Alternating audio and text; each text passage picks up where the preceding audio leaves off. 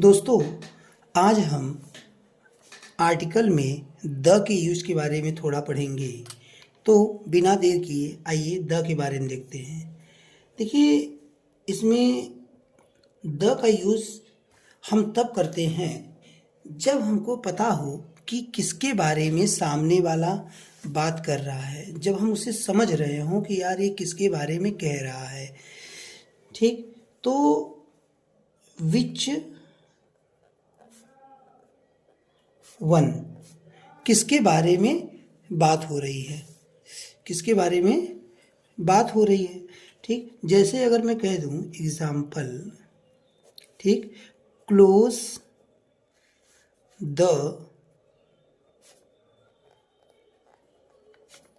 Window, यानी किसी से हम कह रहे हैं खिड़की बंद करने के लिए, खिड़की बंद करने के लिए, तो उसको सामने वाले को पता है कि किस खिड़की की बात हो रही है, इसीलिए हमने नाउन विंडो के पहले द लगाया है।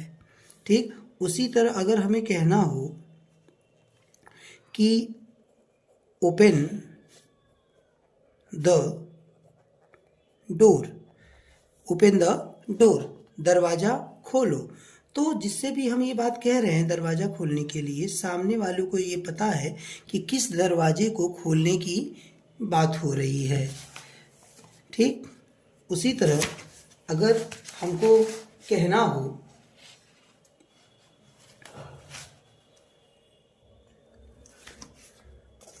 स्टैंड अप ऑन द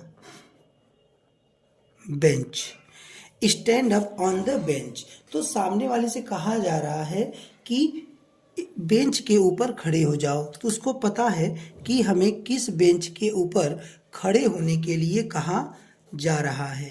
ठीक, तो इस तरह हमने द का रूल एक ये देखा। दूसरा जो द का रूल ये है कि यह this, that, these, those, his के बदले में भी आता है। किसके बदले? This, that, these,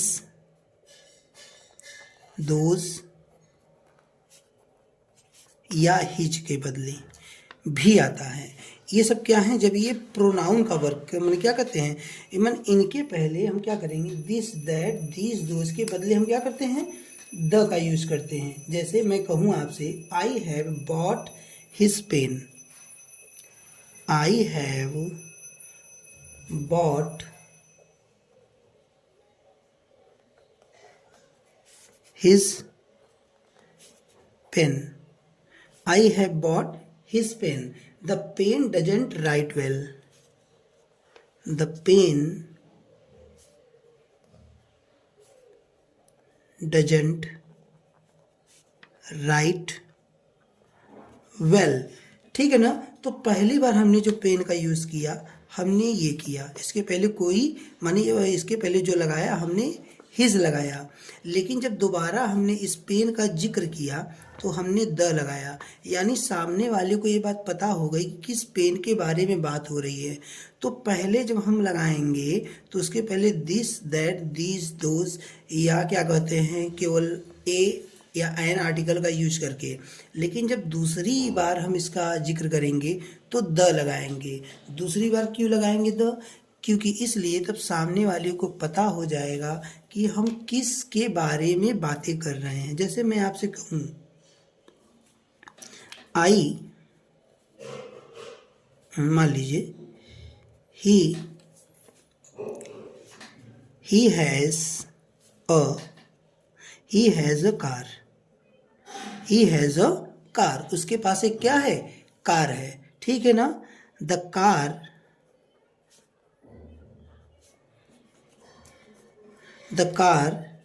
is blue, उसके पास एक कार है, लेकिन जो कार है वो कैसी है, ब्लू है।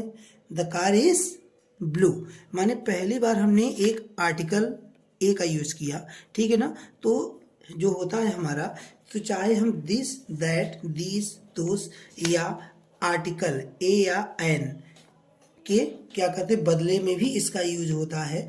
तो जब हम दूसरी बार इसका जिक्र करेंगे तो हम द का यूज करेंगे, क्योंकि वो तब डिफिनिट हो जाता है। द का मतलब क्या है? द का मतलब यही होता है किसी चीज़ को निश्चित बना देना, किसी चीज़ को निश्चित बना देना। ठीक, ये हो गया। जो द का तीसरा यूज है, द का तीसरा यूज ये है कि ये दर या हिसाब के अर्थ में होता है। दर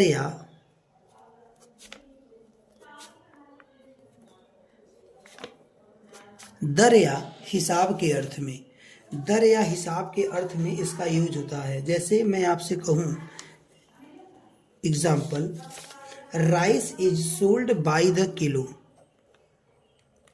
rice is sold by the kilo. Rice is sold by the kilo. चावल जो है वो किलो की दर से बेचा जाता है, किलो की दर से बेचा जाता है। उसी तरह मैं आपसे कहूँ gold is sold by the gram. Gold is sold by the gram. Gold is sold by the gram. सोना जो है ग्राम के रेट से बेचा जाता है। ठीक, petrol is sold by the litre. Petrol is sold by the litre. ठीक, तो पेट्रोल जो है वो लीटर के रेट से बेचा जाता है। तो जो चीज़ जिस रेट से बेची जाती है उसके पहले हम क्या करेंगे? द का यूज करेंगे। किसका? द का यूज। ये आप समझ गए होंगे बहुत अच्छे से। तो चौथा जो और लास्ट यूज देखते हैं हम लोग, क्या है? जाति बताने के लिए, क्लास रिप्रेजेंटेशन। क्लास रिप्रेजेंटेशन के लिए, क्लास रिप्रेजेंटेशन। क्लास रिप्रेजेंटेशन का मतलब क्या है? क्लास रिप्रेजेंटेशन का मतलब ये है कि इसमें जाति बताने के लिए, कि जैसे देखिए पूरी की पूरी जब जाति की बात हो, तो जैसे मैं आपसे मुझे कहना हो example, the cow is a faithful animal. The cow is a faithful animal. गाय जो है एक वफादार जानवर है। ठीक है ना? फिर अगर मुझे कहना हो, देखिए यहाँ पे अ भी हो सकता है, अ काऊ इज अ फेथफुल एनिमल। तो यहाँ भी काऊ के पहले माने सिंगुलर नाउन के पहले जो है द का भी यूज हो सकता है और ए का भी। ये दोनों ही क्लास को रिप्रेजेंट कर रहे हैं। ठीक है, यानी ये पूरी गाय की पूरी जाति, पूरी क्लास को रिप्रेजेंट कर रहा है। The cow is a faithful animal, चाहे द काऊ या अ काऊ इज अ फेथफुल एनिमल। लेकिन काउज आर